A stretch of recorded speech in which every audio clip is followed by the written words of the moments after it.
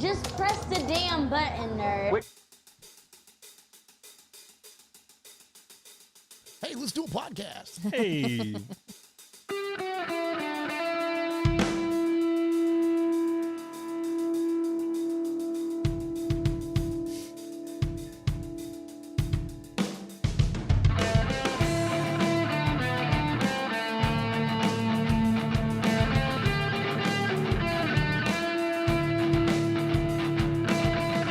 Good morning, Paul. Hello, Paul. Hello. I won't, I promise. Get us started on that again. Trey B, Raider Lorient, Van City.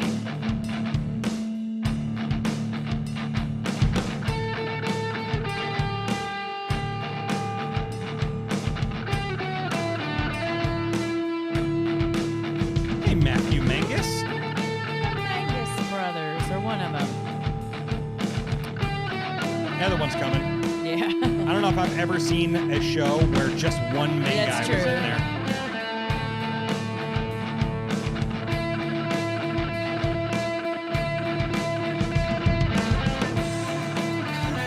Paul says, "Morning, governor. Got me a bottle of water." Oh, don't get Don't me start us, started. Paul. Water.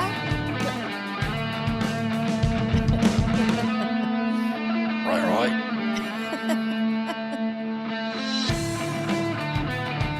Hey, Jay Jackson. What's up, Jay? Hashtag Navajo on the go. Raider Lorient says, "Are we doing more shots to get this thing started?" Look, man, I've got a full bucket over here in 99 brand that we've been too scared to open. Yeah. We're on hiatus. Yeah. I can't wait to take a shot. I almost said The cocktails will be back, but Yes. Yeah. we're on a little bit of a break. Yeah. Thank you for your 1 month subscription there, Matthew Yeah. Mangus. Thank you, Matthew Mangus. Oh, that reminds me. After the show, I need to talk to you guys about something. Don't Okay. forget. Okay, deal. All right, here we go. Episode number 325 of Raiders Fan Radio coming to you live. Hey, it's Mike Garofalo, NFL Network here in the home office, and you are listening to the Raiders Fan Radio podcast, taking that lighter journey into the dark side with Murf, Swag Jeff, and Michelle. She's got great hair. It's a little pink, it's a little purple, whatever it is. I'll tell you what, if I could grow it, I would sign up for that color today. So listen to her and the entire crew as they give you all the information on the Raiders on the podcast that benefits the One Nation Foundation. It's a great cause. It's a great pod. Tune in, turn it up. Here it comes. All that Raiders info and takes coming at you right now. Jackpot, baby. Raiders Fan Radio. Oakland, LA, Oakland, Vegas, Raider Nation, wherever, forever. You got your old Uncle Mosh and Raiders Fan Radio from Murf's Man Cave, taking a lighter journey into the dark side. Sit back, put your feet up, pop a top, and enjoy the ride. Here we go! Look left, look right, Kolechnikov, a leaking pass, touchdown! We miss you, we love you, and we'll see you in the Hall of Fame. When you have great coaches, then after you have great coaches, you get great players. You have a great organization, and you tell them one thing: just win, baby. Way up the middle, intercepted Filipiano at the 50, time running down. Oakland football, and I think Oakland victory. The Raiders have scored on the most zany, unbelievable, absolutely impossible dream of a play. Well, I love this team. I think this team can win. I think this team can win. You are listening live to Raiders Fan Radio. Take it away, guys.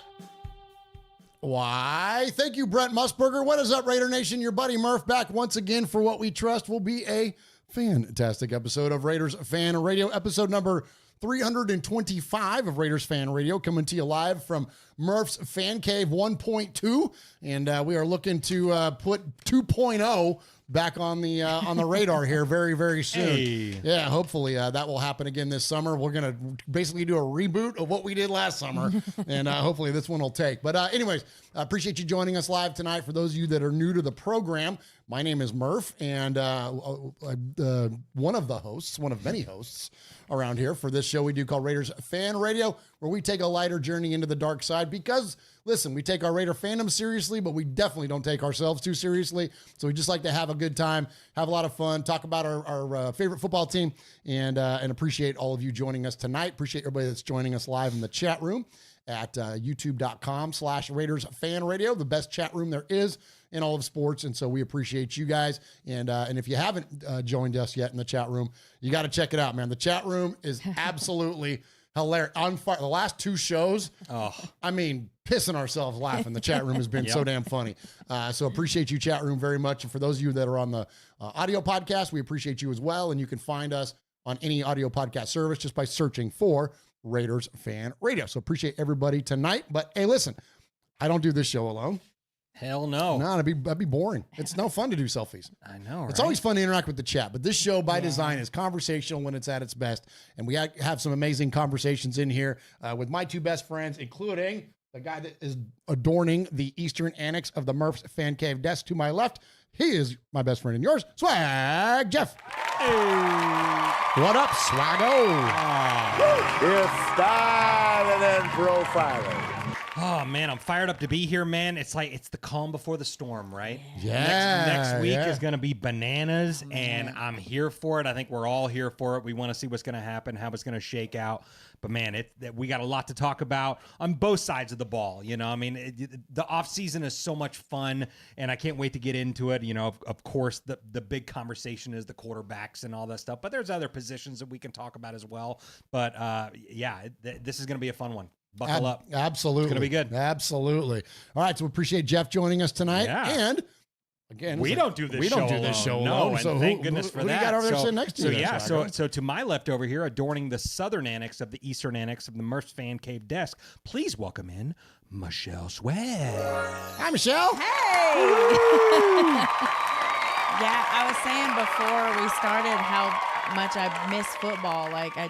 But the off season is so exciting, and so I'm looking forward to obviously next week.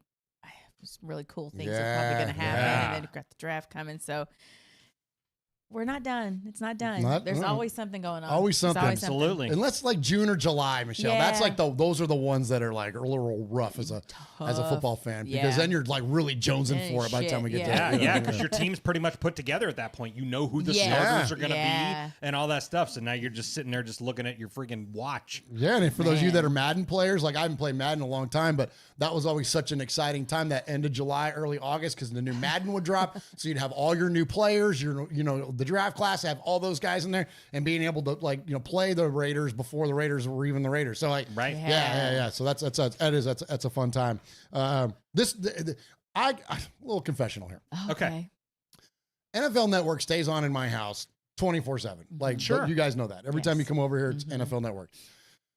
Since the Super Bowl, for the most part, because I just have the TV on all the time. I'm not a big show. Valerie and I will watch shows together, but I don't just sit on the couch by myself and watch TV. I'll watch YouTube videos or something like that. I don't watch TV shows anyway. So when the TV's on, it's just like NFL Network or the news, because I got so burnt out on the NFL Network playing that stupid Super Bowl over and over and over and over again, and now they're doing games that are featuring high profile free agents going into this, and I'm just the game replays, I don't need to see the Titans Giants from 2021. I don't know, man.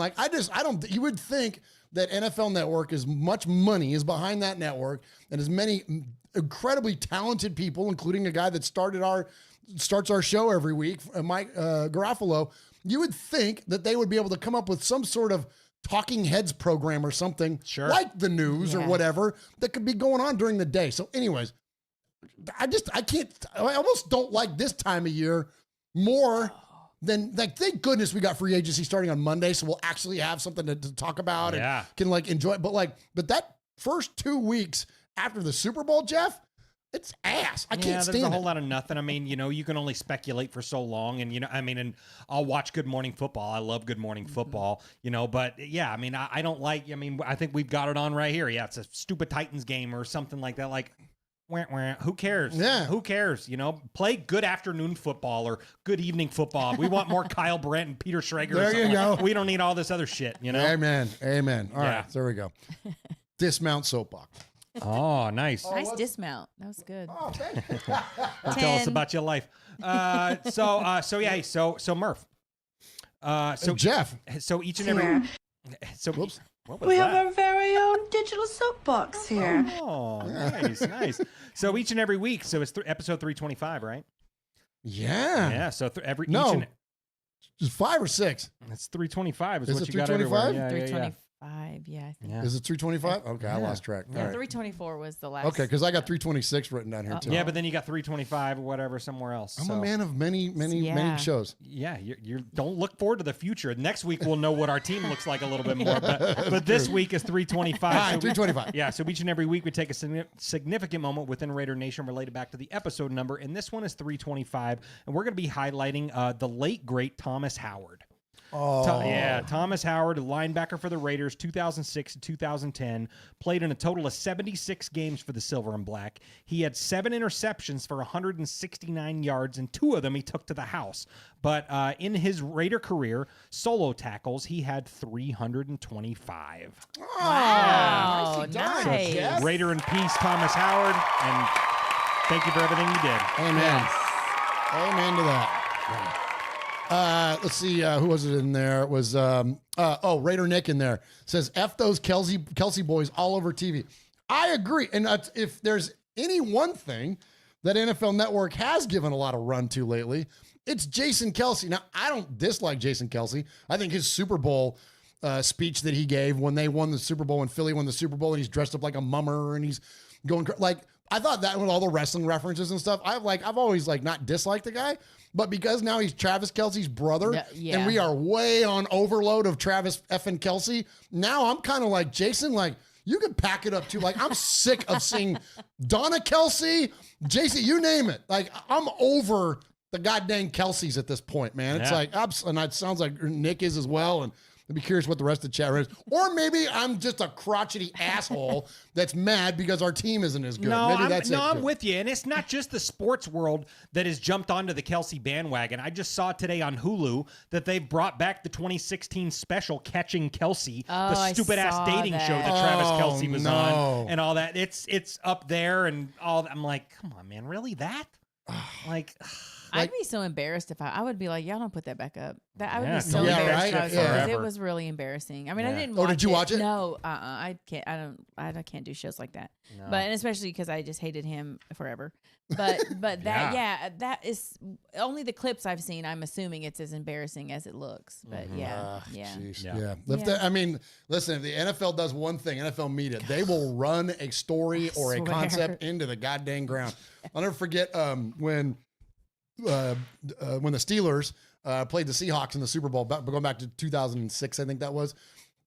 If we heard Jerome Bettis, because the Super Bowl was being played in Detroit, if we heard Jerome Bettis is from Detroit once, we heard it a billion times. It was and my brother and I, we even joke about it now. Every once in a while, one of us will be like, "Hey, did you know Jerome Bettis is from Detroit?" And be like, "Oh no, shit, I hadn't heard that." You know what I mean? Because it was that was the one narrative that they glommed onto. And then I hear, anyways. All right, I'm gonna quit bitching. All right, let's move on to something else. I know what we can do. What's that? Do you guys ever respect? I know Michelle's got. Well, some how about I respect. hit the contact info first? Well, god dang it, do it, Jeff. Woo! Woo! Woo! Hey, Raider Nation, you got your old Uncle Mosh here with an updated contact info. So sit up, zip up, shut up, and pay attention. You can call us at 909-345-3346, or as Murf would say, 909-345-3346. How about emailing me? Hey. You want to email me? Email me at show@RaidersFanRadio.com. Or what about reaching out to us on some of that social media stuff Swaggy likes? Try Facebook at Raiders Fan Radio Podcast, the Twit at Twitter at Raiders Fan Radio. Insta something. Instagram at Raiders Fan Radio. TikTok at Raiders Fan Radio. Or what about the Twitch? Some of you out there twitching. Anyway, Twitch at Raiders Fan Radio. Or if you don't like that, go to the YouTube. America, go to the YouTube. YouTube.com/Raiders Fan Radio. Oh my God, if that wasn't enough, go to your podcast provider and search Raiders Fan Radio. Holy crap, that was a lot.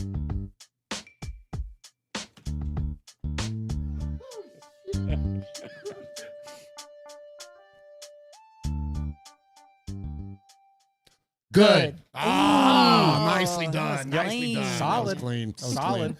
clean. So appreciate you, Raider Nation. Appreciate everybody that's joining us in the chat room. Yeah. Hey, Michelle, shout out the chat room before we All go. right. there. Okay. So I went up a register for that. Paul, you did. catch that? No, shout out the chat room. Hey. Paul's in there. Matthew Mangus is in there. Remember when I made fun of you that one time in the show for doing that? Because you were like, it's all gravy, baby. And I'm like, why you get so high pitched? Don't worry that shit about that shit,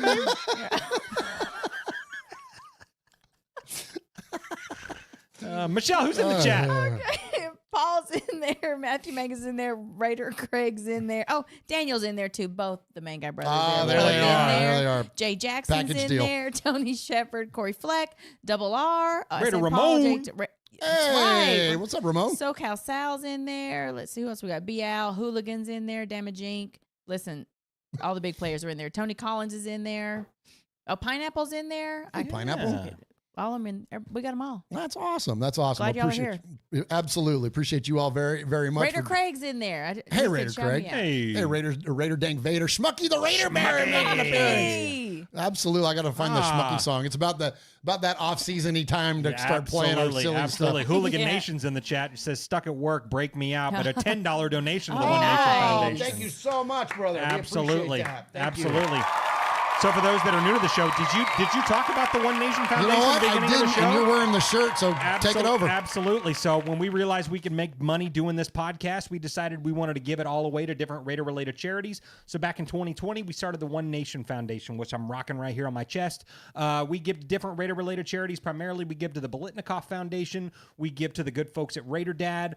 We just partnered up this year with the Max Crosby Foundation. So we're giving back to our Raider family, and whether it be super chats, monetary donations, the subscriptions, all that kind of stuff, it gives us more attention so we can get other ad revenue like the folks at Manscaped that we've had, like some other folks, Fanatics, even Liquid Death. We've got a link for them as well. So yeah. We got Bridgestone coming up now. Bridgestone's Bridgestone, gonna be the tire coming on. manufacturer, is now become a corporate sponsor of the One Nation Foundation. 100%. The Bussin' guys, Bussin' with the Boys. Shout out Will and Taylor. Yep. Supporters of the foundation. Your company, McGriff Tire. Michelle's husband Lamont, his company, United Rentals. Yep. Like those corporate sponsorships, man, have really started to come on for us, and we can't do any of that without you all and your support, because all that. Those opportunities came on the heels of your generosity and your giving and your sharing of this show, even if you can't support the foundation monetarily. Hitting a like, hit a subscribe, hitting a retweet, telling your Raider friends, like all that stuff makes such a massive difference. And we look forward to some real big things for the foundation this year. So thank you to all of those of you, and thank you, Jeff, for bringing that up. Absolutely.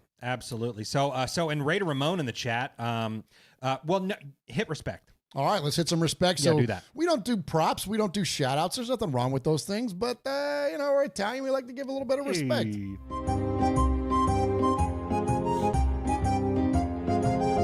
Murf, Swaggy J, Nation, it's time for a little respect.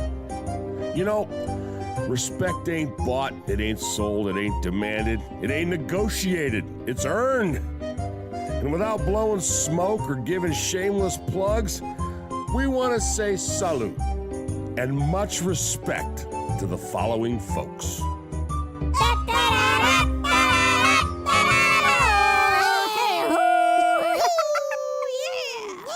Thank you for your support of the One Nation Foundation, man. Oh, an abrupt end. It's always weird when it gets quiet real fast. I know, right? I don't know why. It's weird. Oh. I always feel like I gotta do it a little slow too. Oh, yeah, maybe for because sure. it's high, so you gotta go low. Or, I don't know. I don't know. What are you doing, bro? Oh my gosh. All right. So remember at the top of the show when I said we don't take ourselves too seriously? There you go. There you go. Yeah, someone in the chat at the beginning of the show said, hope you guys don't have the same takes as all the other shows that I'm hearing right now. We don't. Well, here you go. Welcome into Raiders Fan Radio. Welcome to Raiders Fan Radio. Yeah, we're. What about that take? There you go. There you go. We tend to do things a little bit different, not to condemn anybody else sure. does, Right.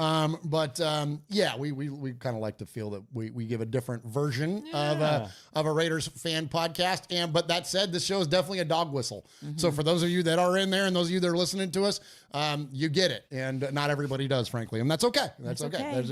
There's enough out there for everybody. So. But we appreciate you very much. All right, so respect. So I don't want to camp out on this because I don't want there to be too much self-gloss around here, but I want to give respect to my two co-hosts.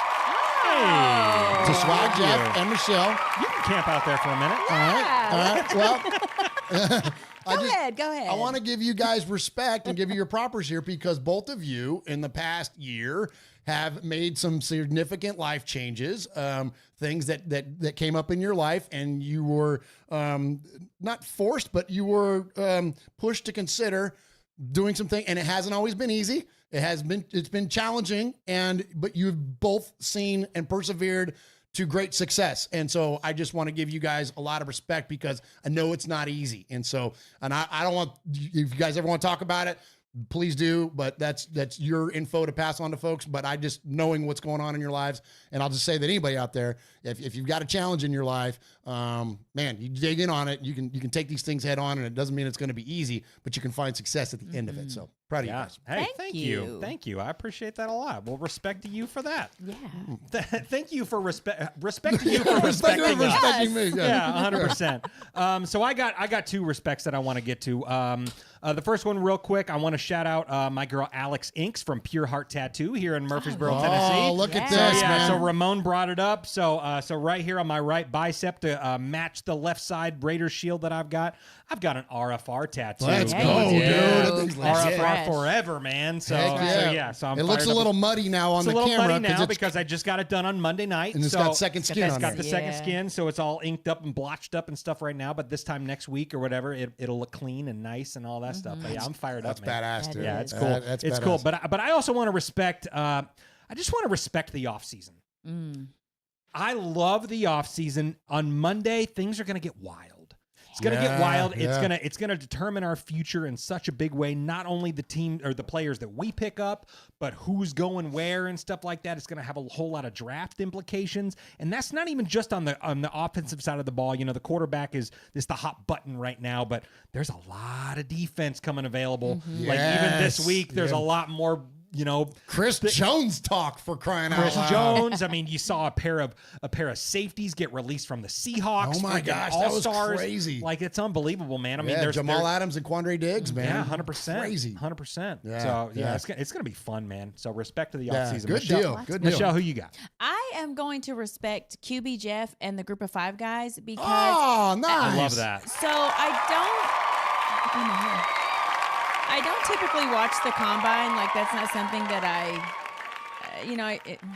mean, not that it's not interesting, but I typically don't. But because of that, like they shouted out a lot of names like before, and so I was able to like watch it and pay a little more attention, not to just the big names. You know, like everybody knows all the big names. Well, like but Quinyon Mitchell jumped out. Yeah, oh my gosh, yeah. scream. And that's one of those things. Those guys, the group of five guys, have been talking about him for a year. In fact, that was one of the names where I was like, oh wait, that's a name I recognize, and I was able to kind of like watch him a little closer.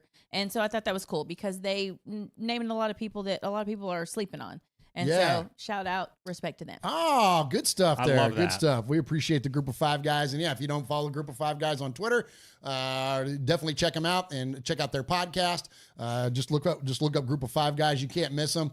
And so these are 3 former collegiate athletes that played at Group of Five schools. And so now they interview coaches, they interview players, and all that. They make visits to campuses all around the country. It's if you're into college football, and again, just like, there's a lot of discussion around a lot of things when we just talk about our Raider thing, right? Like there are like overarching topics that everybody's kind of hitting on. And then there's like, the next layer, and you can kind of dig down a little bit. These guys are the same way. It's not hard to find Power 5 discussions and information on the big networks. You know what I'm saying? Like, it's not hard to find SEC news and all that. Sure. ACC and all the Big Ten, all that. That stuff is everywhere. Well, these guys dig in to the Group of Five schools, and it's fascinating to me, and I'll keep it about the Raiders, because our best players came from the Group of Five. So when you look at like a Quinyon Mitchell who jumped out in the draft, again, these guys have been talking about him forever. QB Jeff sent us a clip of Quinyon Mitchell months ago going, look at this dude. He plays like a Raider.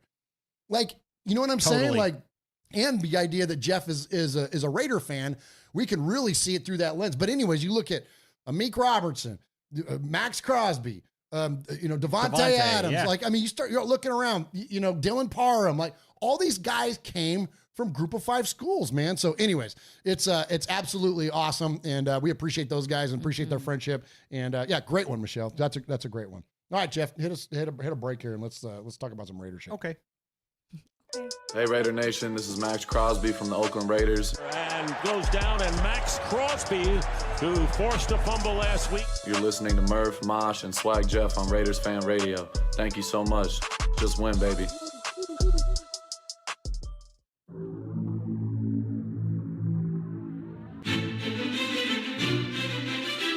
Patrick Claybon with NFL Network here. Hey folks, I know 3 things you might like. Do you like football? Do you like the Las Vegas Raiders? Do you like listening to things?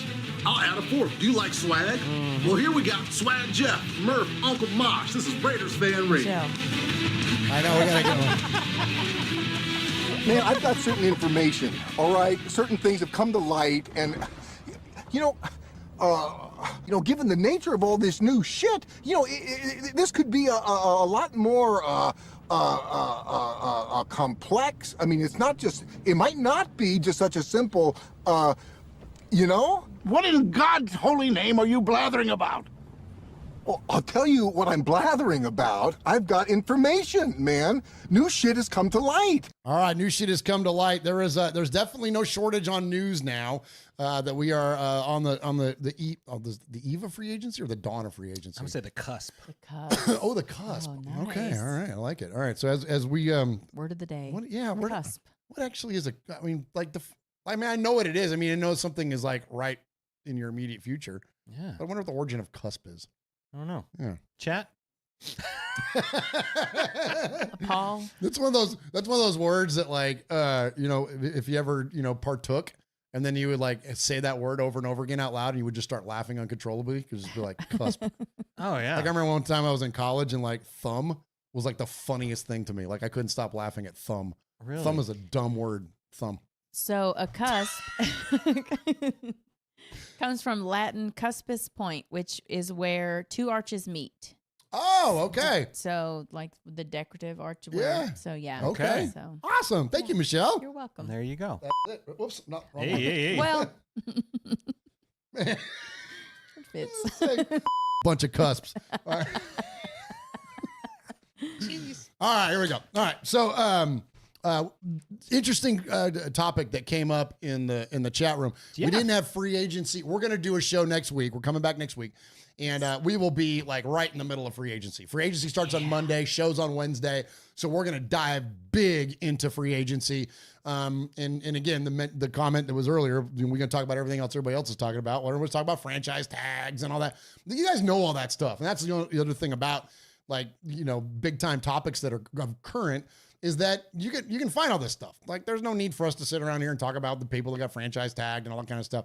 But there is one interesting one that I do want to hit on, and it's this comes from Corey Fleck.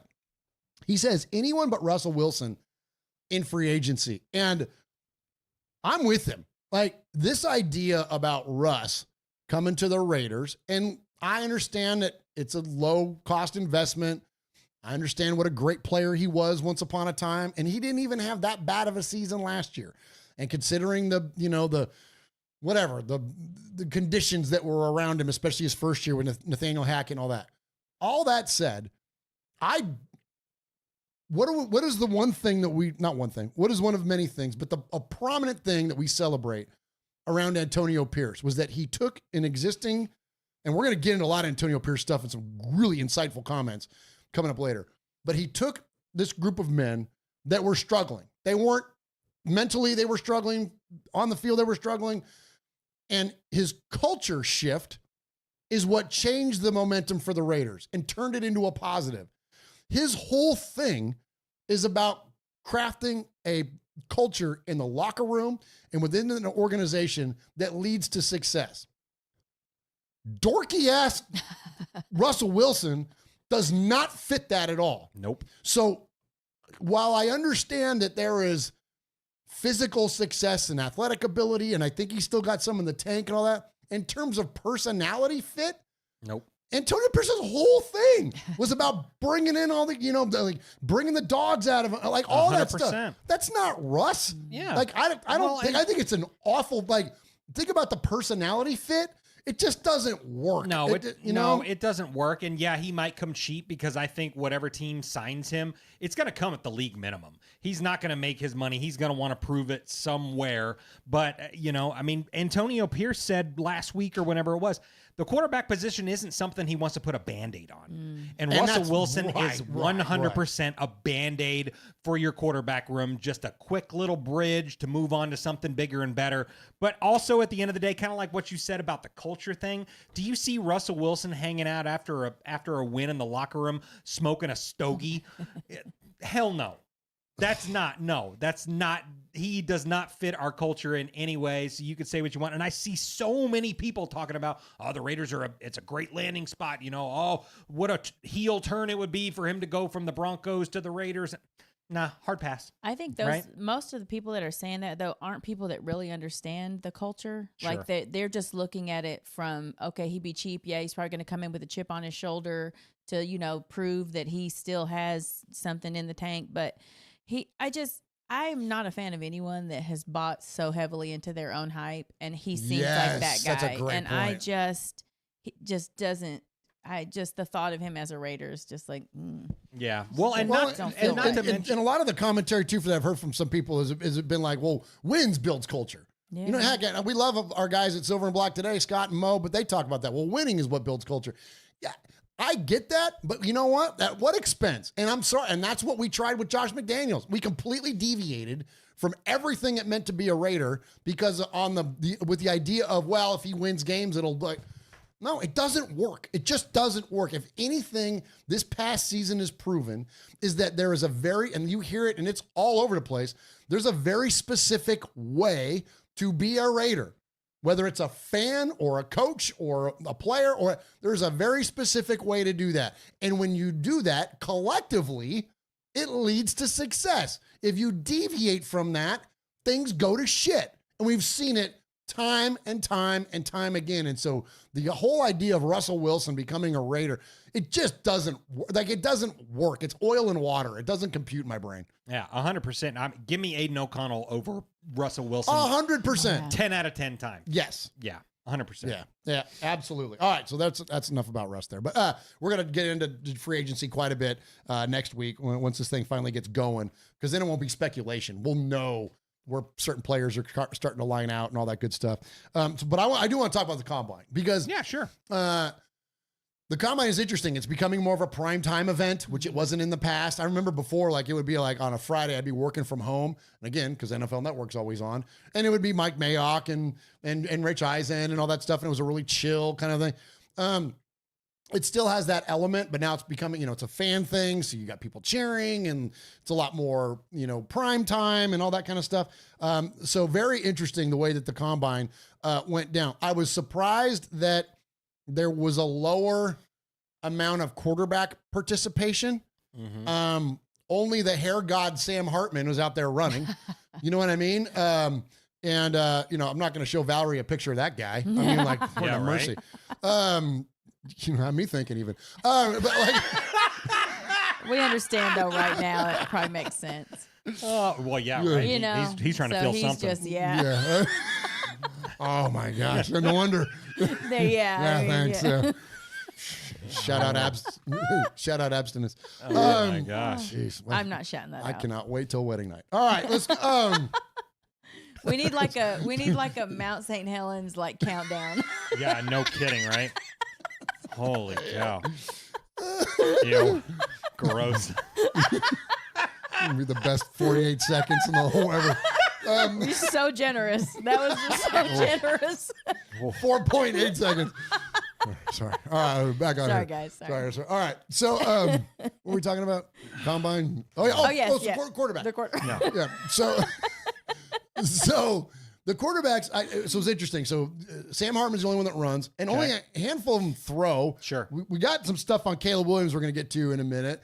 That guy didn't do anything but freaking prime time. So it was really interesting for a team that is at this point not desperate for a quarterback, but certainly a high profile in the market for a team quarterback. So it's interesting as a fan to watch it because I'm thinking like, okay, like, this could be one of the best quarterback classes we've seen in a long time. Yeah. Like we're talking 1983 kind of big. Like this could be huge. And so many options for the Raiders.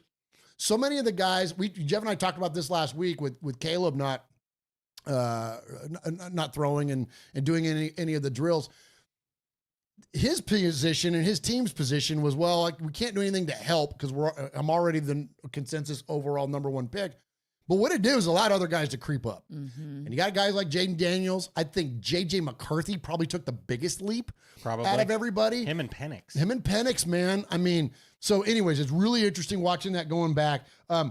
First off, let's check in with Tom Telesco, our GM. He's down there at the combine, and he's talking about the things that he looks for in a quarterback, some of the traits.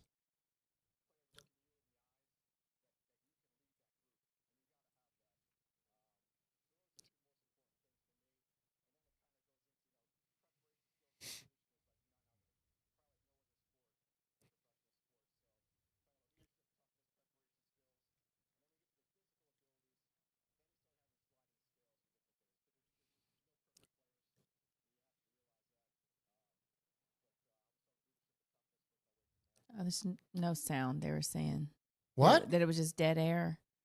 Oh no! Really? Yeah. Oh, let me try that again. Oh wow, sure is. Yeah. Okay. Wow. Okay. Well, looking. Well, that's going to be interesting if we can't hear anything tonight. Tom Telesco is looking for leadership and toughness. Those are the two things that he's looking for in a quarterback. Which of the quarterbacks at the combine, Jeff, or even of the crop of quarterbacks that are currently there, which ones jump out to you in terms of the ones that have the best ability to demonstrate leadership and toughness for the Raiders? I mean, Jaden Daniels is top of the list, for me. But, I mean, if we're just talking about folks that participated in the drills and stuff at the combine, Michael Penix looked freaking awesome. He looked really, really good. I mean, his crisp, tight spirals he was throwing. I mean, he can launch the ball. It's great. I mean, and J.J. McCarthy, I mean, he's fine, whatever. I mean, I'm not a big J.J. McCarthy guy. I mean, I loved him at Michigan and stuff like that, but I don't imagine that, that the Raiders will see him. But yeah, Penix for me. What about you, Michelle? Well, who'd you see? Okay, so I probably the same because those are names that I recognize. Sure. And like Jaden Daniels, but I always been fascinated by and this is going to sound so stupid and ignorant, but it's to watch them just throw without pressure coming at them or without anything. Like, what are you looking for? If like that you didn't see them when they were playing in a real game. Like, what what are you looking for? Because even some of the guys that were throwing, like, were not even throwing accurate passes. They were going out of bounds or whatever. But when you're not seeing them with their offensive line and the pressure coming from the defensive line, what are they looking for that they're not seeing on their film? Sure. I guess is my sure. question. Yeah. And I totally understand what you're saying. Well, and it's interesting that you brought that up, Michelle, because, the idea that the tape is already there. Like, these guys have an entire playing career in college. The tape is there. So you're not going to get necessarily something fresh off of them on like, oh, there's a throw he can make that we hadn't seen him make yet, whatever, especially like you said, there's no pressure. But this is what's interesting about the way that the Raiders are approaching this. And I think this is the things that you can glean. This is an anonymous quarterback prospect. Okay. But he went on record saying, the Raiders are incredible. My entire interview with them, we didn't really talk football. They wanted to get to know me as a man. It was a great conversation. It was like sitting on a bar stool with 3 guys drinking a beer. They wanted to get to know me, the person. They were like, we know what you can do. We watch the tape. That's the approach the Raiders are taking. That's the approach a guy like Antonio Pierce brings. And like that, to me, there's where you glean. Yeah. You know what I mean? That's where you can really find out about a guy is those 15-minute interviews. Like, all right, so I'm going to interview Jaden Daniels and Michael Penix and J.J. McCarthy. All these guys. And like, is there one of those guys in there? Obviously, Jaden Daniels, we know, jumps out to Antonio Pierce. But like, I think that was a really cool statement. Yeah. That like, again, the Raiders do things different. That's what this whole thing is. That's the Raider way. So it does lead to success because it will lead to good fits with the future of your franchise. It's not named Russell goddamn Wilson. Right. All right. Let's see. So, gosh, I hate that these things aren't going to play through here. None of them. Let me try it. I'm going to start a thing and then hit another button. If there's a big echo chat room, certainly let us know. This is speaking of Jaden Daniels. This is Robert Griffin III talking about Jaden Daniels. Back of the future. And then for Jaden Daniels, listen, I'm just going to go ahead and say it. I think Jaden Daniels should go to the Las Vegas Raiders and be with the coach that recruited him to Arizona State and Antonio Pierce. Jaden Daniels makes the Raiders a playoff team immediately this year if they go and get him. Him with Devontae Adams, Jacoby Myers, and Michael Mayer is a good start. Jaden Daniels is an explosive playmaker, and he's exactly what the doctor ordered for Raiders Nation. Be your quarterback of the future. All right, so there we go. So the interesting comments there from RG3. Sure. I think Jaden Daniels, if Caleb Williams isn't in this draft, he's your number one, Swag. I think so too, and I think we touched on it a little bit last week. I don't know if we're going to see Jaden Daniels at 3.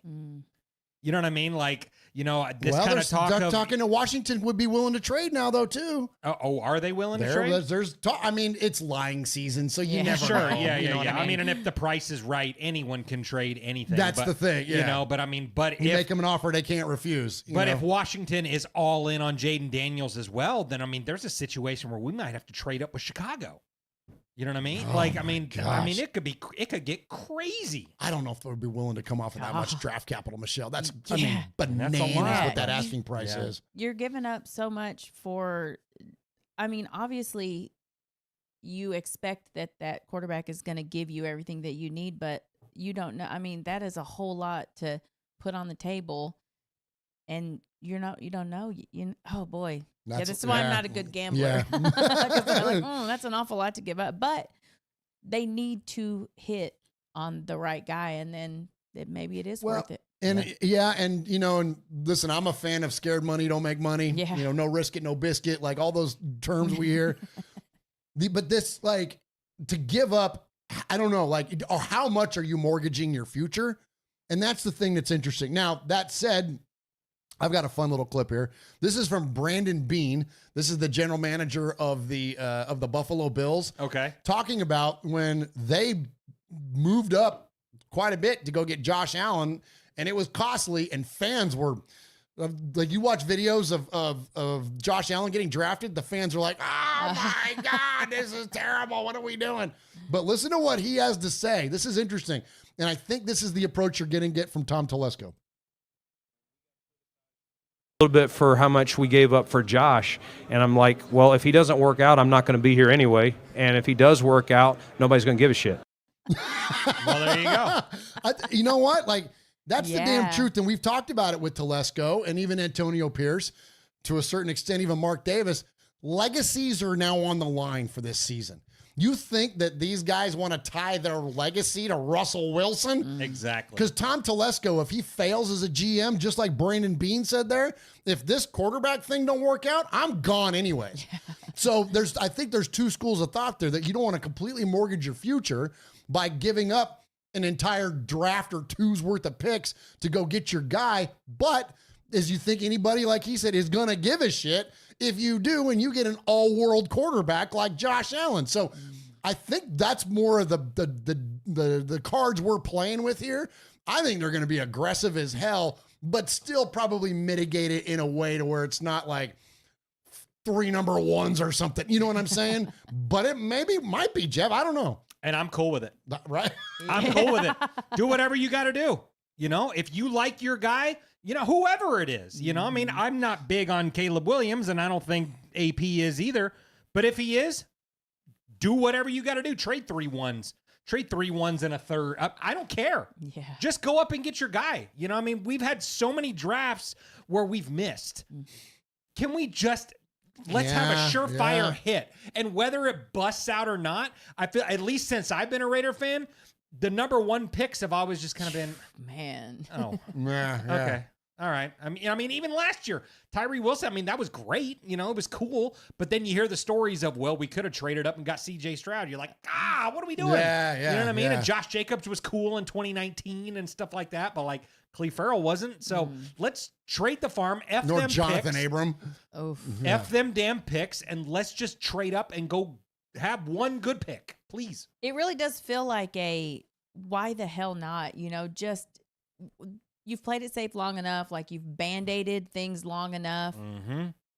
Go for it. Just do it. Like I'm with you on that. And you know what? Let the chips or the cards or whatever the hell fall. Yeah. Right. As they may. Well, and like Hooligan says, there's just remember, there's no surefire, pick. Yeah. And you're 100% right. And that's where I've said my whole overarching thought on this stuff has been, wherever they're at, just hit it. Yeah. You know what I mean? Because you can get Patrick Mahomes at 10. You can get Aaron Rodgers at 24. You can get whatever. You can get quarterbacks at different positions. But wherever it is, they've just got to nail it. You've got to nail it, and you've got to have, and that all comes down to the scouting, and it comes down to Telesco, and it comes down to all that stuff.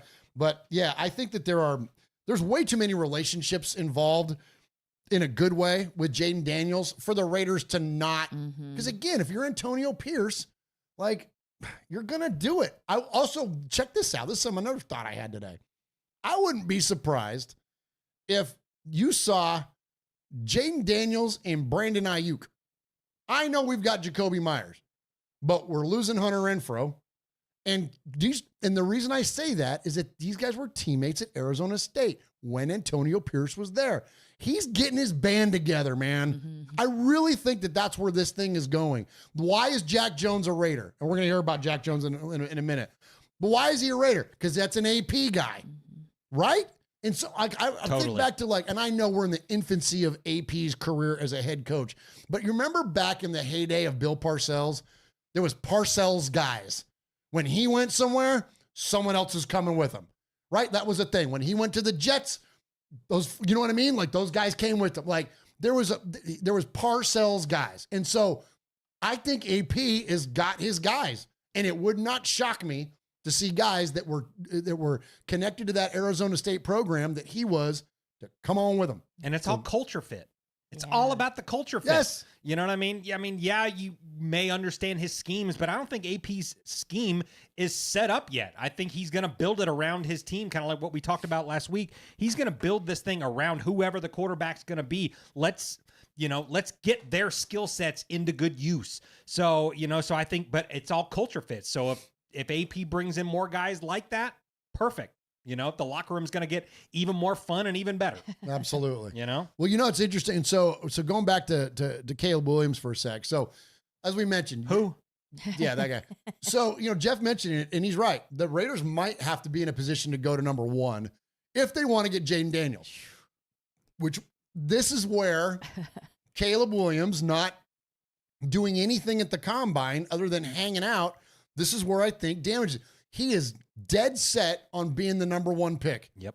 And you know what? If it's the Raiders making a move to go get Jaden Daniels, he's not going to be. So he did cost himself in the long run. And so anyways, I know we don't feature commentary from other players from other teams very often around here, but this is interesting. Of course, he's retired now. So, but this is Taylor Lewan talking, who was at the combine. Taylor was there. Right. Him and Sean O'Hara evaluating offensive linemen. And so he had observed Caleb Williams all during the combine. And listen, this is a guy that, you know, Taylor's a friend to many people. Like he's not a shit talker. He's not, I mean, maybe on the field he is. On the field he is. Yeah, but he's not like a guy that's going to like flame somebody on his show and use his platform. But this is pretty damning comments to me. This really reinforces a lot of the things that we had suspected about Caleb Williams. And now, so check it out. This is what Taylor had to say about Caleb at the combine. Oop. Sorry, I forgot. I got to hit this extra button here. Hold on. Okay, here we go. I did not get a good vibe from Caleb Williams throughout the combine process. He essentially came to the combine for the free gear in the interviews. Only player in combine history not to do a medical review. Didn't run, didn't throw. His choosing not to throw was, hey, there's a lot of film on me. You can watch that in real action. So he's essentially just went there and postured on everybody.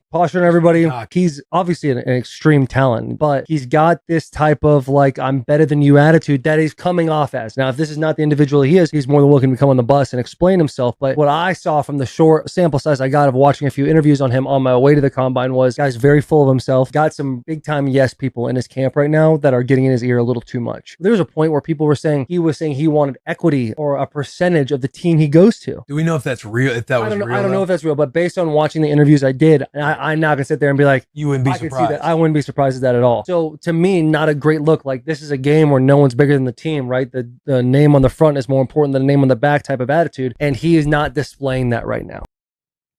That is, I mean, yep. That's pretty, you know what I'm saying? Like I said, for those guys, and we know Will and Taylor a little bit, for those guys to say something like that, especially Taylor. Yeah. Like that kind of tells us all we need to know about Caleb Williams, and it confirms a lot of the suspicions and the folks on the analysts and stuff on NFL Network and otherwise, Michelle, they were trying to spin it at like, oh, well, you know, he didn't do anything, but he was there the whole time, and he was chopping it up with the media and with other, you know, the players getting evaluated. And they tried to like put this positive spin on it.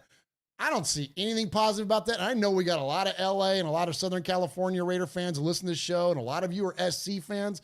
But aside from the stuff that like QB Jeff points out, that everything he does is off schedule, that he doesn't dissect and read defenses, at least he doesn't show that in his college career. When you look at the cut-ups of him, that's not what he's doing.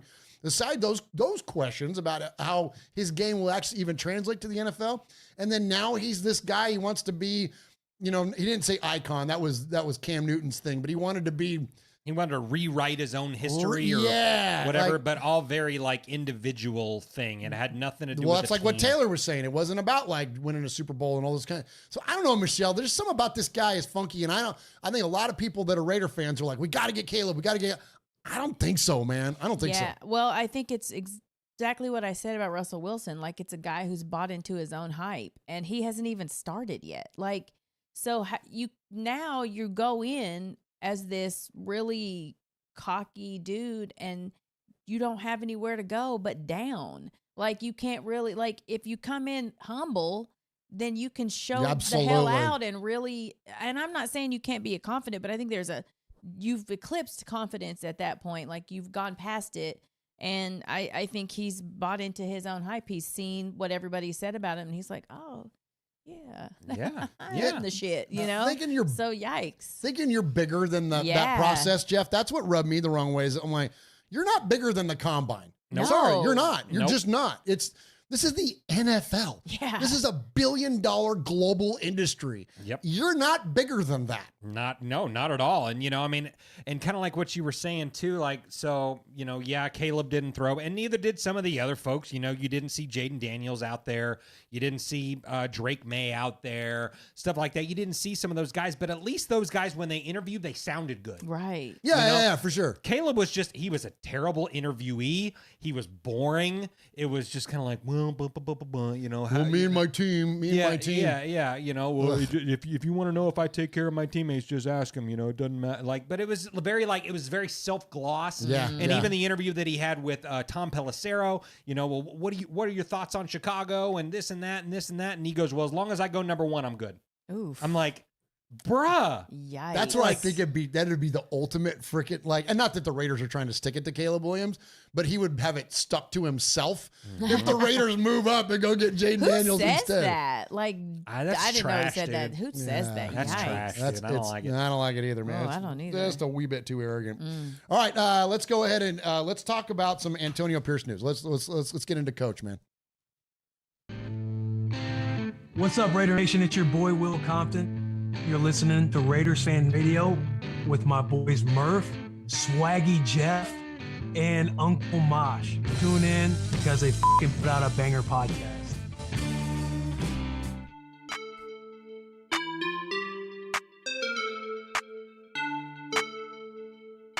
Hi, this is AJ Cole from the Las Vegas Raiders, and you're listening to Murf, Mosh, and Swag Jeff on Raiders Fan Radio. Just win, baby.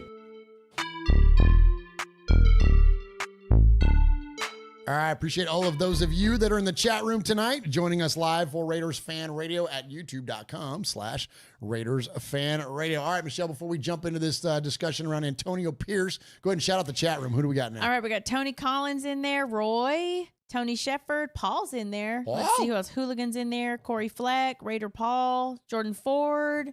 Who else we got? Elon Bush is in there. Oh, Ron. Well, of course, Ron's in there taking care of business. Who else we got? Yoshi's in there. Listen, that's awesome. They're all in here. They're the best. I love it. I love it. Chat room, and is they're the holding best. it down in there. Jay Jackson's in there. Dead Mike, Alan Maxwell. I don't even.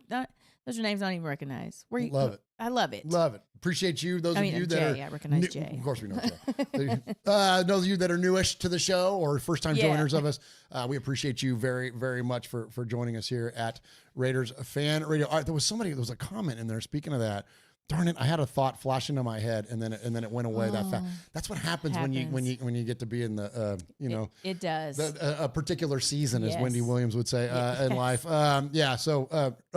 Of a particular age. Yeah. That's what she says. That's Of a particular age. But darn it, it was a good point too. Oh. Shit. Oh, well, if I remember it, we'll get back into it. All right, so let's talk a little bit about Coach Antonio Pierce. So much to like about this man. And those of you that are familiar enough with this show, you've heard us go on and on and on about Antonio Pierce and what big fans we are of him. And so he made the rounds quite a bit. I loved seeing him at the combine, waving at the camera and like all that kind of stuff. That was so cool. Seeing Antonio Pierce there. And from all reports, our buddy Graphic Raider was at the combine, says the AP was just locked in the whole time. And so you love to hear that a first-time head coach is that engaged in the process. Loved hearing that. And obviously we know that he killed it in the interviews because we've heard the compliments coming out. None of this happens without a players-only meeting in Las Vegas. Oh, I know what I was going to ask. Oh, see? It popped back into my head. Elon, you were shouting out the chat room. Oh, yes. Elon Bush is in there. I don't know if he's from Oakland, but he's a Bay Area guy at least, because I've seen pictures and videos of him at the Oakland Coliseum watching the Raiders. What do you think about that rendering of that A's stadium, Elon? Any of you that are Oakland fans, let me know what you think about that, because I'm a fan of a supporter anyways of the A's moving to Vegas, but I don't love that stadium. Yeah, it looks like the Sydney Opera House. It does. That's really exactly does. what it looks like. I don't love it. It doesn't look. It doesn't. Baseball is such a classic game. You want your baseball stadium to look like a baseball stadium, and I get Vegas. I get it's different. I get it's stripped, all that kind of stuff. But I just didn't love it. I didn't love it as a fan. Anyway, but I'll still go. I'll be proudly rock my A's jersey walking in there. But anyways, all right. All that said, going back to Antonio Pierce. Antonio Pierce doesn't get to where he's at if it's not for this players-only meeting that Josh McDaniels calls.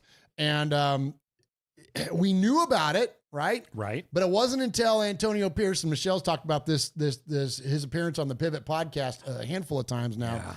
But we didn't really know how the sausage was made there until AP, man, he spills the tea. He don't hold back, man. I love it. I love, when you go from a guy like Josh McDaniels, it's all coach speak and vague, like everything is a mystery and all that. It's so refreshing having a guy like Antonio Pearson goes, well, here's what happened. And just tell it like it is. So let's check in on this fateful to Josh McDaniels' career, this fateful meeting, and I'll talk about my takeaway after we hear his comments. Let's check this out. Oh, shoot, I got to set up the thing here so everybody can hear it. Fast forward to October 26th. Me and Josh McDaniels have a meeting around 6:30 to 7:30 in the morning. And he's telling me that he needs to have a team meeting with the team. And he's like, man, we need to air this bad boy out and see what's going on, because we're playing Detroit Lions on Monday Night Football. And he says, hey, P, I'm gonna talk about accountability. I said, yeah, that's good. Yeah, we need accountability and trust. And I want the players to do the same. I said, ooh, that ain't about to happen. I said, that it ain't going down like that. He's like, no, what do you mean? I said, no, because they're in a bad place right now. So we talked about it further, and he said, no, you know what, I'm going to go in there. A couple other guys I know got some stuff to say. We're going to hash everything out. Man, we walked in the room. He did exactly what he started off doing, and then that shit blew up. Boom. I said, oh, my God. And I've never heard players talk about coaches like that, about each other like that. So direct, so bluntly honest. It was so neat. It was so much buildup amongst the players that they just had to release it. So Josh had asked, would I speak on behalf of both the coaches? And I said, probably as a former player, because I said, I feel what's going on. So I got there and I kind of just, I did my spiel, man. I just was talking in front of the team, and I could see everybody was like this. I said, oh, shit, I got the eyes. Okay, so I kind of went in, out. Hey, man, that's bullshit what you're doing. You can't play like that. You got to play harder, Fred T. Like, what we doing? That's not how we get down. Coaches, we got to call it. We work this shit all week during practice, and then we get in the game, we don't want to call it. We got to call that shit. Call it, man. Don't be afraid. That's why we rep it. You get paid to make those plays, Shannon. RC, you get paid to make that check. That's your job. Mm-hmm. But it's our job as coaches to put you in position to make those plays. Right. So we had one of those real heart-to-hearts, and then, boom, we in. Man, fast forward 4 days later, boom, we get our ass kicked again. All right, so this is fascinating to me. I'll give you my 2 quick points on it, and I'll send it over to you. Let's go to Michelle. So we know this about Antonio Pierce, that he can take over a room. We saw it firsthand. Yeah. When he did it, when he spoke at the Bolitnikoff Foundation dinner this year. He was 3 days on the job or whatever. Mm-hmm. And so we know that he can take over a room. We know he will command attention. So I think those things are evident in his comments, but he does it in a way it's not self-gloss. Mm-hmm. It's not, look at what I did. It's not about that. It's about describing the energy and like, oh, wow, like these guys are listening to me. Like, it wasn't like, yeah, you guys should be listening to me. It was, no, he's like, oh, I have their ear. I have their eyes, as he said. But the other thing that is fascinating to me, and I'll never understand this, the lack of self-awareness and the tone-deaf approach Josh McDaniels has taken to his head coaching career, I don't understand it. I don't understand. Past being X's and O's and all that kind of stuff, which, listen, I'm over my skis when it comes to that stuff. I'm not a former player. I'm not an analyst. I'm not the journalist. I'm not nothing. I'm a fan of my fan cave with my best friends talking football. But how, as a human being, can you be so tone deaf at your job that you don't know that this is not going to go well for you? It's that, like, I don't understand it. I feel like there's I'm not making light of it, but like there's like a mental block or deficiency or something there with a guy like Josh McDaniels. Like, how do you not know your fat-eared approach is not going to go over well. And it didn't. And how often do you hear about NFL locker rooms blowing up at the coach? That shit doesn't happen. I'm fascinated, Michelle. Yeah, he's like the epitome of read the room. Like, how could he not tell that these grown, I mean, we could tell watching football games. We could tell and see them on the sidelines and see them interacting, not just with each other, but just, interacting. We knew that there was major problems. Like, how are you the head coach and you couldn't read the room and you thought you were going to have this, let's air it out. And then everyone's going to be like, all right, good job. We did it. Let's go. There is some sort of like narcissistic tendencies. You think is it more arrogance? Do you think arrogance? Even? Absolutely. To think that and every time we heard him in interviews or press conferences, he was never the problem. It was never him. Yeah, it was that's always right. You're right. He was always deflecting it onto somebody else. So yeah, I think he has some sort of. If he's not a narcissist, he certainly has tendencies that lean in that direction. Because Yeah, 100%. And I think a lot of things happened in that meeting. Obviously was very eye-opening for a guy like Josh McDaniels to hear some of that kind of stuff. But I think Antonio Pierce became the head coach at that moment. For sure. Totally agree.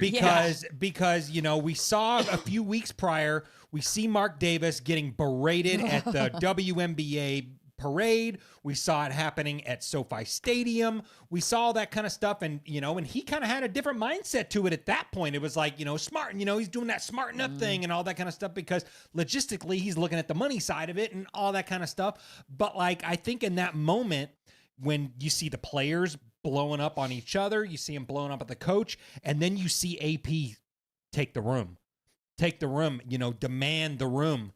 I think Josh McDaniels asked him to get up and speak. Yeah. Gosh, you dumbass. Josh McDaniels basically wrapped a nice present and goes, here you go. Now you're the coach. Yeah. You know what I mean? Like, for real, because that was the fall of Josh McDaniels and the rise of Antonio Pierce. It happened in that moment, and then getting your ass whipped by the freaking Lions 4 days later. Yep. That's the icing on the cake. That was it. Yep. Mark Davis had no other choice at that point. And I could just pick, like, at the end of that meeting, Antonio Pierce goes over to Josh McDaniels and goes, I am the captain now. Yeah. 100%. Yeah. Oh, my gosh, man. That's so crazy. All right, so we love us some Antonio Pierce. We love the moves that he's made early on. One of the big ones was Jack Jones. This guy is just, screams Raider. We love seeing Jack Jones in silver and black. And let's check in with Antonio Pierce as he talks about Jack Jones and what it was that drove him to want to go out there and acquire Jack. Oh, I got to hit this thing. Sorry, this takes a little bit long. Who did you coach at ASU that you think can play in the league? I said, Jack Jones. Man, he got this, he got that. Well, I wasn't in a position to have any say. Obviously, I have enough clout in the room to make that decision. He got drafted by the Patriots. But as soon as he hit that wire, and I saw it come across, I ran right upstairs. So I remember GM, Champ Kelly, say, Champ, he can help us. Oh, AP, I don't know, man. He got a lot of baggage. I said, I know. Trust me. I know. I've been there for all of it. Then I went to Mark Davis. He said, I don't know, AP. Right now, you want to do that? So I let it kind of ride for about a couple hours. Went downstairs, did some more homework, watched some more film, researched a little bit more, went back upstairs. And at this time, it wasn't about asking. I'm pounding on the table. I said, you know what? I believe in him so much. If we have this up, get rid of both of us at the end of the season. Because I know what I'm getting with Jack Jones. First and foremost, Jack is not a bad kid. Excuse me. A young man. He's a father. He graduated from ASU.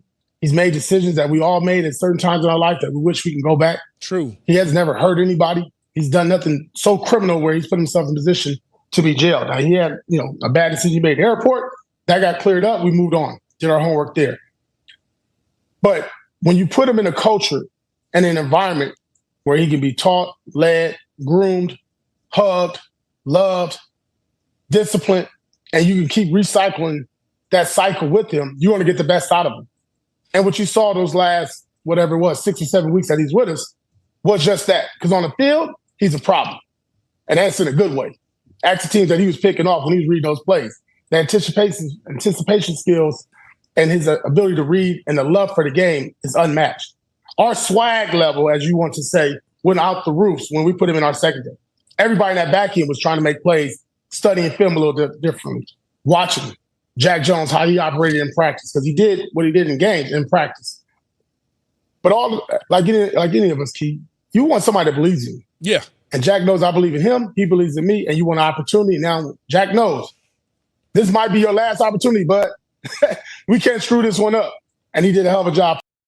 All right, Jeff, those comments right there, I think perfectly illustrate one of the big points that we've been trying to make around this whole Raider way, change of culture, all that stuff, where the counter argument has been, well, wins breed, positive culture, blah, blah, blah, blah. And we've said, no, you do it the Raider way, that will lead to wins. That is exactly what he's talking about. He said the swagger in the room changed, or something, I'm paraphrasing. Swagger in the room changed as soon as Jack Jones got there. And what was one of the biggest deciding factors in us going into Arrowhead and beating the goddamn Chiefs? Yep. Jack Jones and his swagger. Pick six, staring down Mahomes. Don't tell me that shit doesn't lead to success. Yep. It absolutely does. Yep, 100%. And, I think that acquisition of Jack Jones at the end of the season, post Josh McDaniels, was the perfect ending to this whole crazy Patriot Raider kind of thing. Dude. You know what I mean? Jack Jones, drafted by the Patriots a year prior, doesn't work. The culture's not there, all that stuff. He ends up getting put on waivers and all that stuff because he didn't fit the Patriot mold. Well, guess what? We got rid of our Patriot mold and Josh McDaniels just a few weeks prior, and here we go. Antonio Pierce comes in, brings the Raider way, brings a guy that didn't work in the Patriot system, brings him to the Raider way, and here we go. The swag is off the charts. Yeah, his confidence in his ability to, not just evaluate the talent, but also the character of a person, I think. Yes. And to Great pound call. the table that early on in his, he had just, yeah. Who was he to think, he could have, so his willingness to go for who he knew he wanted, I think that's going to help in free agency. It's going to help in the draft. It's yes, all of that, 100%. because he's Great able to, point. he has that confidence in himself that he can evaluate those people. And that's what you want in a coach, right? Yeah. Yes. Especially for a guy like Jack Jones, but for anyone that's on the Raiders roster, you want a head coach that's going to stick their neck out for you and go, I'm willing to lay it all on the line for you. You know what I mean? Come on, balls, dude. Man. Yeah, Come it on, is. dude. Oh, I love it, man. So good. Oh, can't wait till football season. All right, hit a break, and then we're going to talk about a pendejo. Oh, yeah, we are. Oh, nice. Hey, this is Pete Koch, former Los Angeles Raider. Yeah, back in the old days, baby. And you're listening to Murf and Uncle Mosh, who happens to have the same hair as me. Check it out, Raiders Fan Radio.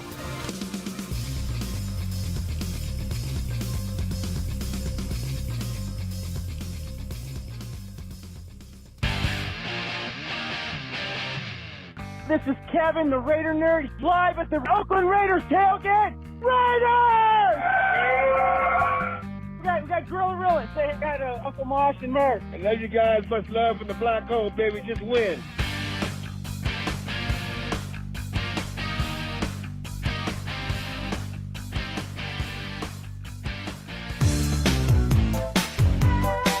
Pendejo. Pendejo. Pendejo. Pendejo. Pendejo. All right, so number one on the pendejo list is freaking Mike Lombardi. Yep. Speaking of Of former the year already. of the, maybe a lifetime achievement award. So speaking of former Patriots, a guy that's absolutely sour grapes, a guy that got fired by Al Davis, his son gets fired by Mark Davis. One of the absolute, you couldn't get more of a sour grapes example than Mike Lombardi. And so I bring him up because it ties into what we're talking about Antonio Pierce, okay? For those of you that hadn't heard the comments, and I'm going to play him here in a second, he took a run at Antonio Pierce. And we talked about this. Jeff and I did a rundown last week, but I know a lot of you don't watch the rundown. So I want to replay what Jeff and I had to say about this. I've got a little video I'm actually going to pop up on the screen here about what we had to say about this Mike Lombardi thing. And we play Mike Lombardi's comments uninterrupted. Okay. So let's check in with that. Here's me and Swaggo back on Friday talking about Michael Lombardi's comments.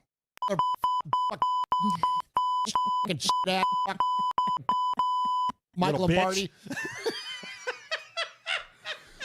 This freaking guy. Oh, Lord. This Mike Lombardi, man. So listen, I'm not spreading new news here. He's always been a Raider hater. Sure. Like, that's been a common theme. Sure. Well, then we fired his freaking kid this year, right? And so now he's even more of a Raider hater. And listen to this about what he had to say about Antonio Pierce. I'm going to play this, and then we're going to go to you, Jeff. It's about a minute long. Listen to this sumbitch. Playing tough.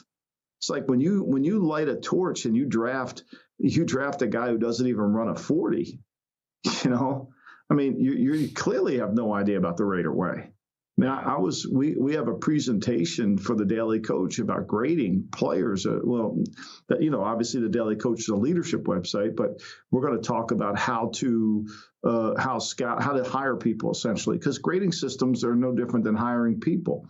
And so if you don't have a prototype of what you're looking for, how the hell can you really scout? Right? You don't have that's why all these mock drafts are comical, because if you don't have a prototype of what the coaches want or what's in your system.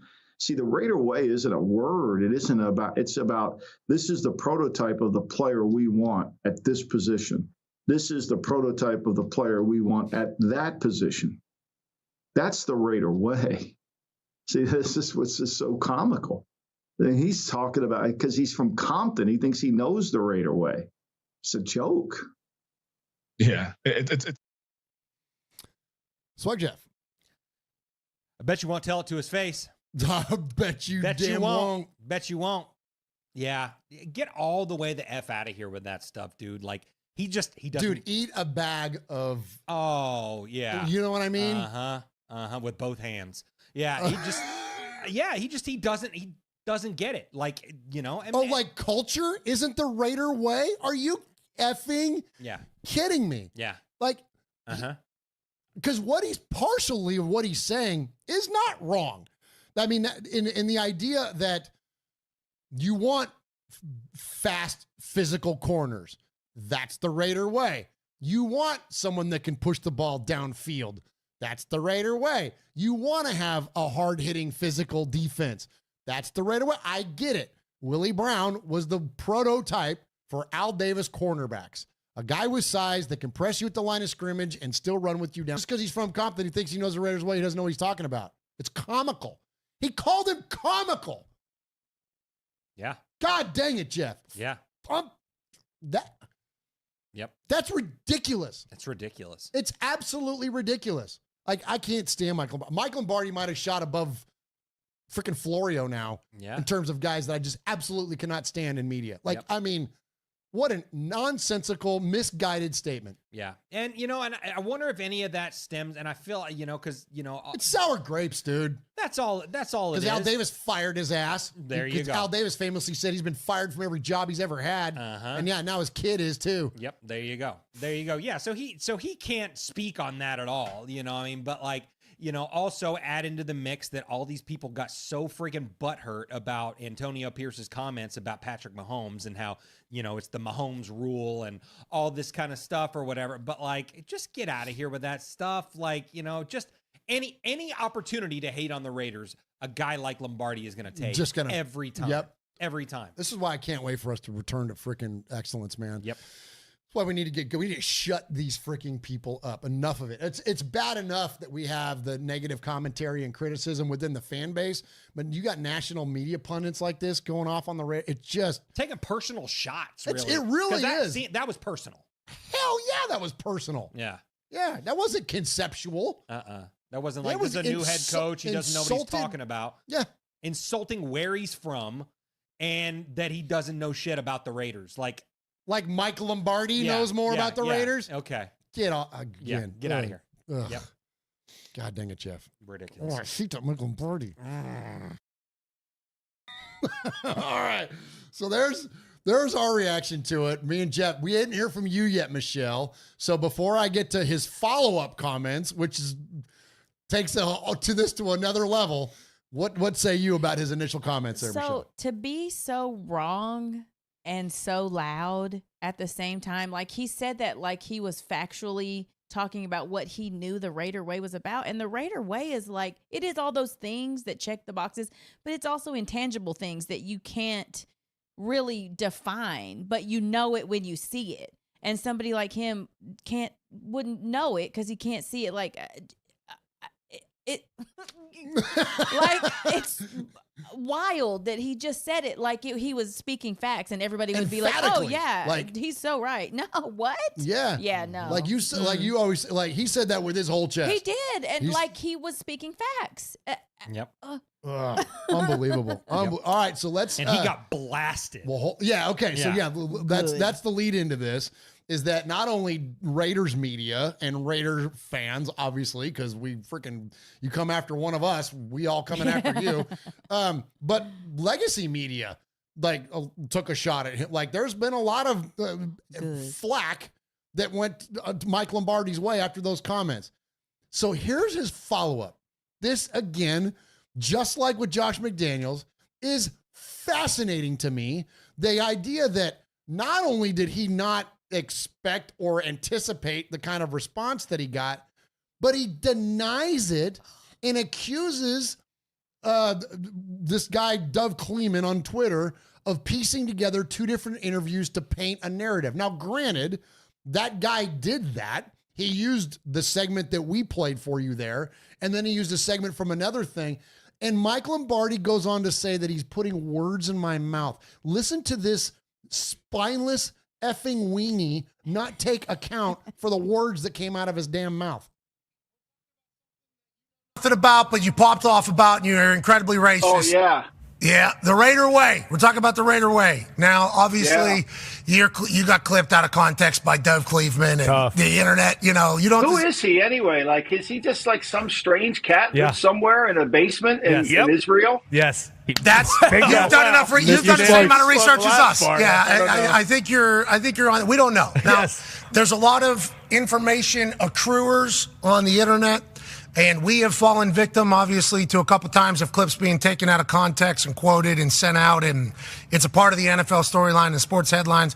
It's going to happen. This is the new modern day. But then whenever your character gets assassinated off of clips getting taken out, I can see how you get pissed off. Mm-hmm. We would like to let you know. I'm going to fight back. Yeah, I'm going to fight back. Amen. Yeah, so are we. I'm not going to let that guy put words in my mouth. I mean, he took two separate instances and tried to combine them into one. And then somebody accused me of talking down to Pierce. I was given, if anybody reads the Daily Coach or listens to my podcast and talk about leadership, that's all I'm talking about. And so, I think to me, anytime you try to, engage somebody who's been beating you on a consistent basis, I'm not sure that's the smart strategy. I mean, you can go back in time to Napoleon's time when you want to make sure that your enemy doesn't know you're coming. And, to me, they don't have a recipe for beating the Raiders, the Chiefs. They've won one game, and that was great. But I just was saying to him in a way, look, just keep it quiet. Let them take you. Let them take you as nobody. Listen, Lombo, you're allowed to have your opinion. You've been in every position in the NFL. You obviously know the Raiders organization very well. You're allowed to do what you're allowed to do. You're allowed to say whatever the hell. It's your league. Like you've been around the league for however long you want. We would like to go on the record though that we don't think you're a racist old Italian. No. We don't think that is the case. I'm not. Yeah, well, you saying that now? That's what a racist would say. No, I'm joking. Let's. All right. He says, I'm not going to allow someone to put words in my mouth, along with a lot of other word salad in there. And he says that I was not insulting him. Like, how in the Sam fuck can that be your takeaway? Man. That, like, sorry. Sorry, I should have hit the play button. There we go. God dang it, Jeff. I swear I'm a 51-year-old, almost 51-year-old man. I ought to have better things to do than to get fired up over comments of Mike Lombardi on Pat McAfee's show. But it is astonishing to me that, like, you can't, as a public commentator, journalist, whatever the F he wants to call himself, you can't take accountability for the words that you say. We say a lot of shit on these microphones every week or every other week. And there's never been one time, whether it's been Michelle or Jeff or me or Uncle Mosh or QB Jeff, that we won't be accountable to our words. And I know we're a small time podcast, just some friends hanging out talking about the Raiders in a bonus room. I get it. We're not Mike Lombardi. But that idea that you can't be accountable to the inflammatory words that came out of your mouth is such a chicken shit move. Like, he's such a freaking coward. Just own your goddamn words. Yep. So you know what? I stand by it. I believe it. This is how I felt in the moment, and I still feel like that now. I'm sorry people didn't like it, but that's the way I felt. Tough shit if you don't like it. Have some goddamn balls. Oh, I hate that guy. He's now rocketed past Mike Florio. You're number one on the Raider fan shit list when it comes to media. F Mike Lombardi in a big, big way. 100%. 100%. You know, I love me some Pat McAfee. Shut up. Don't get involved in this stuff. Don't come to, Mike Lombardi's defense on this kind of stuff. You don't know what you're talking about, and he talked about, this is your league, you've done it all. You've been in every position. Yeah. And that jackass got fired from every position too. He doesn't know shit, man, but yeah, I mean, all those comments of him now backing up and being and comparing himself to Napoleon or some stupid ass was shit. that about? I'm telling you, man, like those words on that show, backing up and, well, when I talk about leadership, it's all this and all. You chicken shit little bitch. Like that, like you said, own your shit, man. Own your shit. Because now he looks like even more of a jackass by at least, like what Michelle says, you say it with your whole chest. If you think that AP is just a, from Compton and doesn't know shit about the Raiders and all that stuff, say that shit. Don't start backing up. Like, right? And not to mention, he insults being from Compton. Well, exactly. Yeah, which that's the thing. God, I love Pat McAfee too, but I know. What the hell, Pat? Like, that's really like wild to not be like, well, actually, this is what you said. So is this what you meant?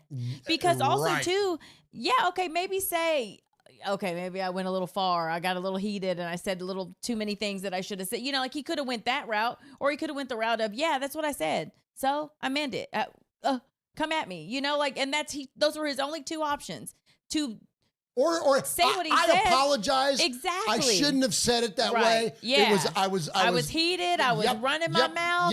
My bad, and then it could have been like, well, you're still an ass, but thanks for, acknowledging that you're an ass. But he didn't. And then, the whole Napoleon, like, what are you talking about? Like, go just disappear into obscurity. Because what the hell? What? Yeah, I don't understand that, and Pat McAfee is normally a kind of guy that will he'll just say, hey, what the hell, man? Like, he's not this guy that comes to the defense of other media people. If media says something stupid, like he kind of made a joke about it. And, like, come on, man, like do a real interview. It's Mike Lombardi. It's not like you got Commissioner Goodell on the other line there. Exactly. You don't need to kiss Mike Lombardi's ass, Pat. Yeah. So stupid, man. That was, Roy in there says, Pat's a sellout. Sorry. You know what? For real. You know what?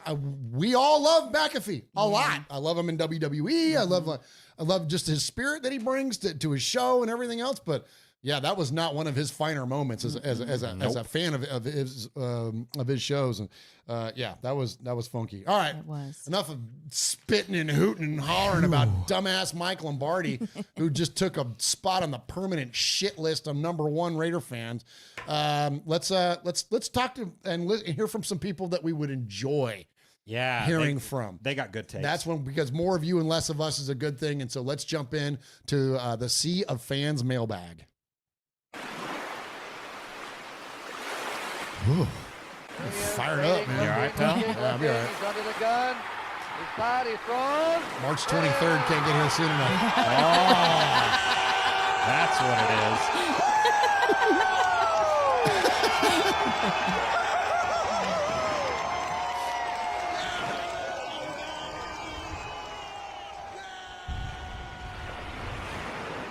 Did you ever see the movie Far and Away with Tom Cruise and Nicole Kidman? They migrate from Ireland over to the U.S.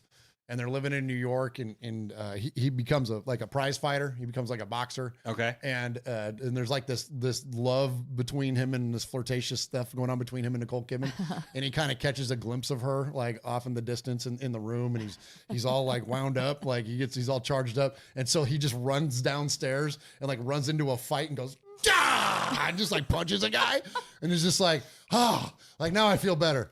That's how I feel. I just want to punch Mike Lombardi. It's a joke. Well, that's valid. That's valid. No, yeah, I do yeah. want to punch him, and that's not a joke. Yeah. I don't know what it is about your face, but I want to deliver one of these right to your suck hole. Your suck hole. Isn't that from Step Brothers? Yeah, maybe. Yeah. Fabricator Gil says, "Yeah, I saw it, Murph." Paul says, "I'm getting a little concerned for Val." Yeah. Oh my gosh. All right. Sorry. I'm on tangents all over the place here. All right. More of you and less of us is a good thing. So you can contact us a multitude of ways. You can contact us in the chat room at youtube.com/RaidersFanRadio, where the best chat room is. And you can also call the show at 909-345-3346. That's 909-345-3346. Or you can email the show. Michelle, did you know you can email the show? You can email the show. Yeah, you can email the show. And if you email us an indefinite amount of times, or if we play your voicemail 3 or more times, you can become the next made man or made maiden here at Raiders Fan Radio. And so let me give you that address where to send us emails. Okay, so get ready. Okay. Get your pens. Get your quill. Mm-hmm. Get your iPhone Notes app out. Or as Uncle Mosh would say, get your knife and carve it into your dashboard. That address is show. Uh-huh. That is S. As in, shut up, Lombardi. H. As in, Lombardi, you're a hoe. O. As in, out of your mind, Pat McAfee, for defending that sumbitch. And W. What the? Pat and Lombardi. So that is SHOW at RaidersFanRadio.com. And so Michelle always reads the emails. And who do we have tonight? We have one email, and it's Paul. Oh, hey, Paul. Yeah. All right. Evening, everybody. Welcome back to the Fan Cave. We're less than a week away from the start of the new league year, and things are starting to get real. We still have so many questions, but the fog will start to clear once free agency opens next week. Fingers crossed for a Leonard Williams or Christian Wilkins type deal to start the process off nicely. There have been a few things that have happened since we were last together. The Underwear Olympics, for one. We had the usual mix of some players raising the bar and others not doing themselves any favors at all. I've been preaching recently for the Raiders to do away with caution, have a vision, identify the guy needed in the top 3, and get him regardless of the draft capital needed.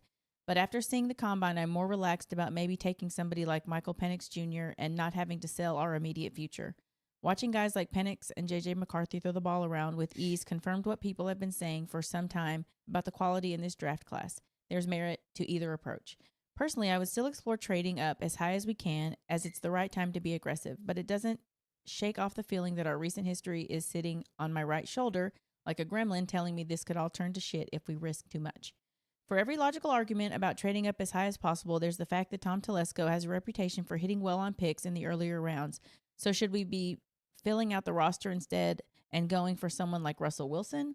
Nobody is perfect in the draft process. There will always be eye-opening decisions made, and I'm sure this year we'll all have our own head-shaking reactions. However, this year does seem to have a pool of talent, in the first 3 rounds especially.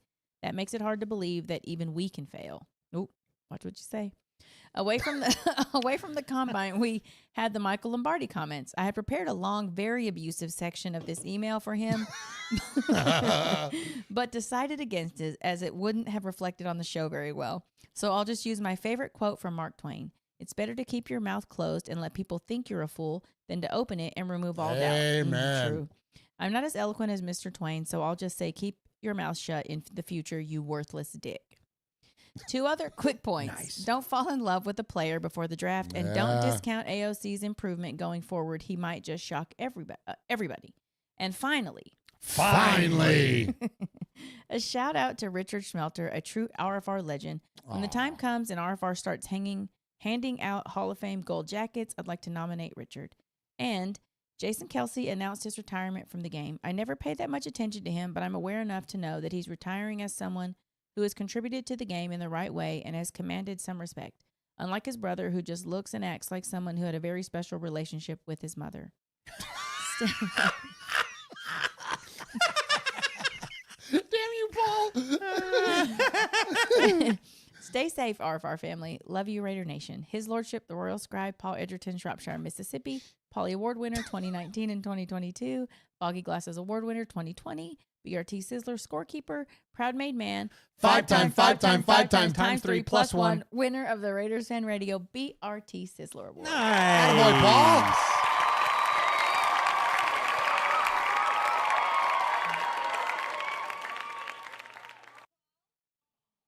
Paul.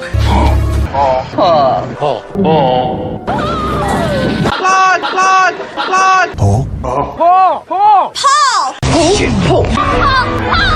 Paul, your name Paul? Paul. I met him with Paul. Who? Paul. Paul, yes, Paul. Paul's not here. Hey, Paul. Paul. Hi. I'm Paul. Darn right you are. We appreciate you, Paul, and always amazing emails that you send our way. We thank you so very, very much. And yes, if you want to be like Paul, and who wouldn't? Absolutely. You can send us an email at show, that is SHOW, at RaidersFanRadio.com. All right, we also got 2 voicemails tonight. First off, let's check in with our buddy Rafa.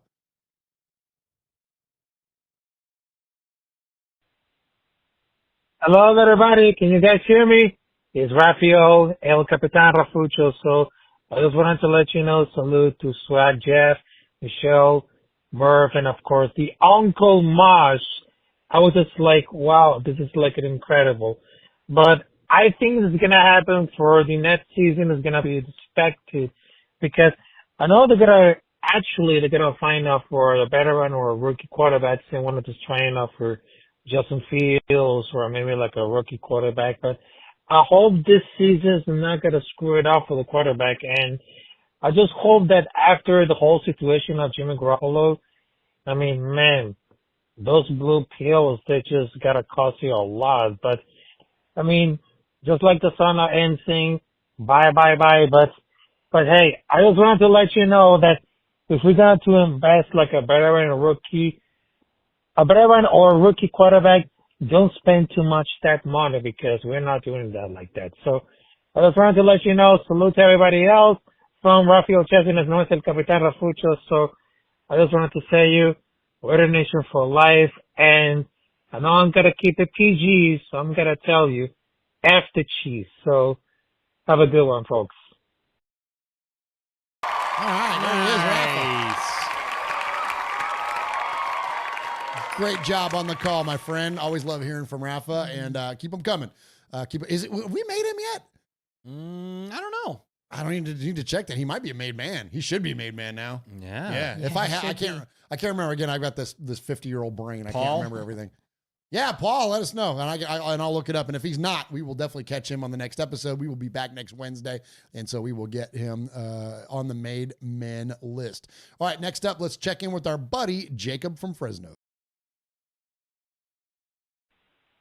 Michelle and Jeff and also Murf. This is Jacob from Fresno. How you guys doing? Listen, I've got something to talk about. I am of the opinion, and I think you guys are too, if you don't have a quarterback, you just don't have anything. There's been probably two teams that I could really think of that had subpar quarterbacks that won the Super Bowl. And really, you could probably base it down to just one. You could argue a guy like Nick Foles, but Nick Foles was having the prime of his life at that point. And you could maybe argue Doug Wilson wasn't all that great, but Joe Gibbs was a mastermind. That guy was crazy. But we look at the Ravens with Trent Dilfer. They had a historically incredible defense. And we look at the Chicago Bears with, Jim McMahon. I hope I'm getting that name right. I'm sorry if I'm not. Respect the guy, but he was not great. I'm not going to lie to you and say he was a great quarterback. Maybe Bears fans disagree. I don't think so. Those two teams had great defenses. I think we have a great defense, but I'm not so sure we're just going to go out and build the all-time greatest defense to go carry a quarterback to the Super Bowl. So I'm of the opinion we got to swing for the fences. Now, I want to run something by you guys. Let's say, and I'm not talking about trading these guys away, so keep your cool. I know we got to give these guys a chance. But think about Tyree Wilson, Michael Mayer, right? Alex Leatherwood and Trayvon Merrick, Henry Ruggs, and let's throw Lynn Bowden in there. And maybe a Cleveland Furl and Trayvon Mullen. You know what those guys all have in common?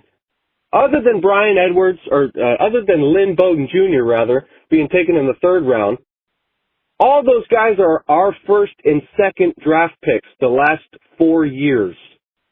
Those are our guys. So think about this. If you have your quarterback, I have my quarterback. I like Jaden Daniels. If we're going up for anybody, I want to go for that guy. But if you find that guy, you believe in him, why not trade away? This sounds crazy, but think about those names. Your 1st and 2nd round draft picks for the next 3 years. If you believe in your guy, pull the trigger and go do it. Let's do it, Raider Nation. Let's get the quarterback, because if you got a quarterback, you got a chance. I'm going to run out of time. I love you guys. Take it easy.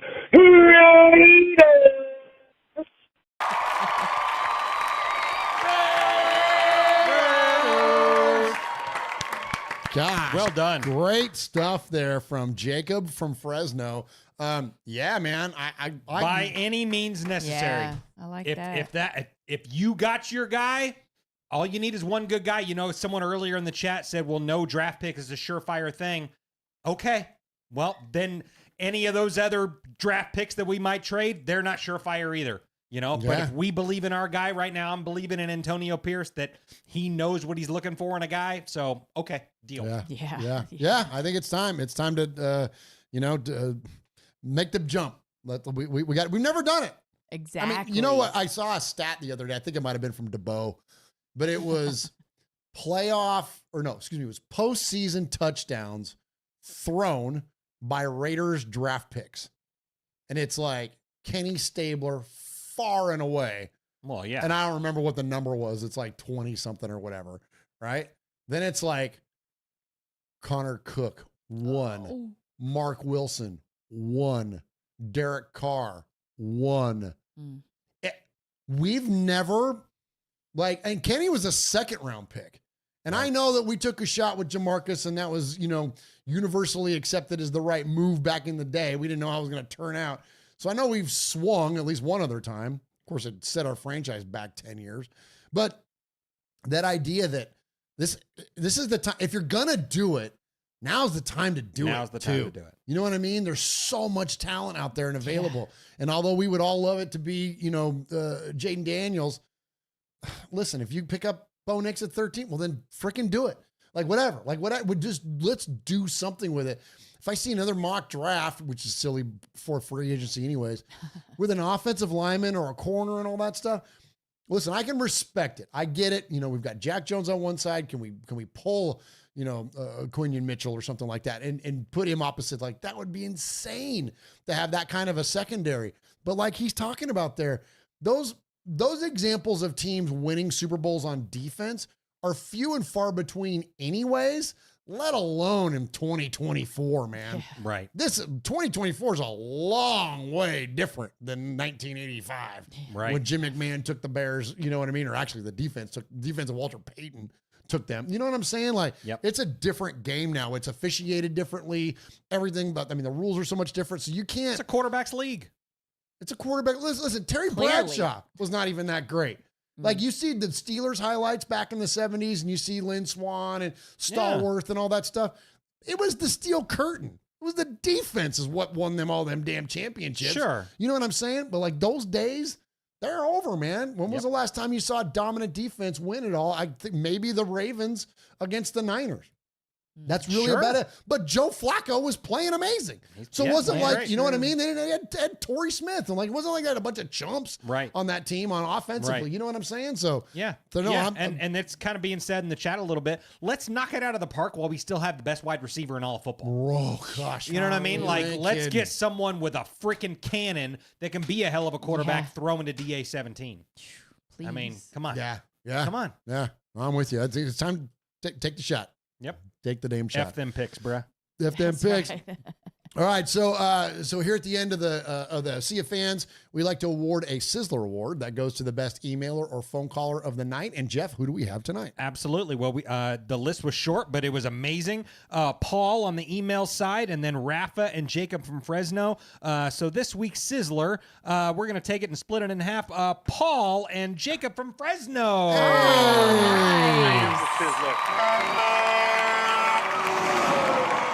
Sizzler. Sizzler. Sizzler. Sizzler. Sizzler. We are Metallica, and we are here for your Oakland Raiders! You know why we out here, and we ain't playing around today. From The Walking Dead to errant Jedi Knights, Raiders fans are a rogues gallery.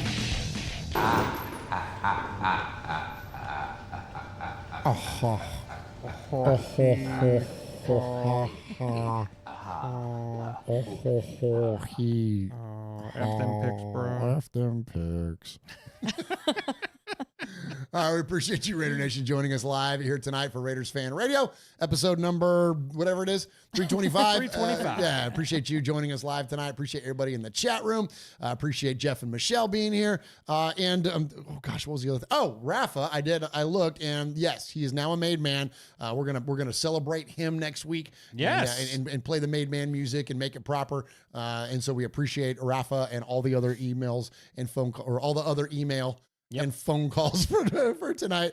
Appreciate you, Raider Nation. We love you guys so very, very much. Appreciate Graf jumping in the chat. What's up, Graf? Looks like you guys had a blast at the Combine, man. It was great seeing you out there. Tell Stu we said hi, but we love you, Raider Nation. Love you, chat room. Michelle? Yeah, listen. Okay, everyone in the chat was so great tonight, but free agency next week. That's all. I'm just gonna sleep until then. I'm just excited. I'm so excited to see what we do. I think we do some really cool stuff. So pumped. Let's go. Yeah, totally agree. Yeah, get your rest the next few days because Monday is going to be bananas. It's going to be totally bananas, and I'm here for it. I can't wait for it. This time of year is like my favorite, right? You know, you got the draft and free agency. Like you're building your team for the future. What more do you want, man? Obviously, football season is great, but like this is fun. It's fun. It's a lot of fun. So yeah, thanks to everyone in the chat. Vegas Raider Pete, Hooligan Nation, Big Surge, Paul, Graphic Raider in there, Ron the Mater Raider holding it down, Jordan Ford, Raider Critique, Rossi Biddle. Let's see here, the Raider Nick. Frankie Mosqueda's in there, Corey Fleck, Roy, the Mangus Boys, Edgar V. Thank you guys so much. Jay Jackson, Raider Dank Vader. Thanks for tuning in for another episode of Raiders Fan Radio, where we take a lighter side journey into the dark side. Don't forget, boys and girls, what happens in Vegas started in Oakland. We love you guys. Much respect. Get on YouTube. See you next week. Next week, let's go. Let's grab some defensive players in free agency. That's what I'm thinking. that, A lot of Chris Jones talk. Okay. That would be money. Oh my gosh. Max Crosby will get all the sacks. All the sacks. All of them. Every one of them. Deal. 100%. All right. See you. Bye. See you next Wednesday.